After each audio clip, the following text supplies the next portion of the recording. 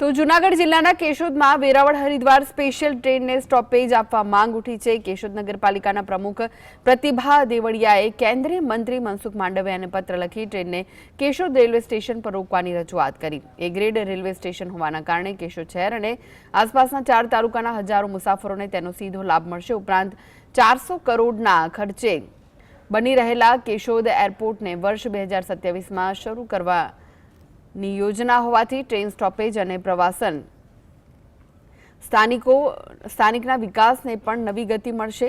હવે રેલવે મંત્રાલયના નિર્ણય પર સૌની નજર છે। વેરાવળથી હરિદ્વારની ટ્રેન છે તે ચાલુ કરવામાં આવી છે, તો આ ટ્રેનને કેશોદ શહેરની અંદર સ્ટોપ મળે તેવી રજૂઆત અમે મંત્રી શ્રી મનસુખભાઈ માંડવિયા સાહેબને રજૂઆત કરી છે કે આ ટ્રેનનો સ્ટોપ છે તે કેશોદ શહેરની અંદર મળે।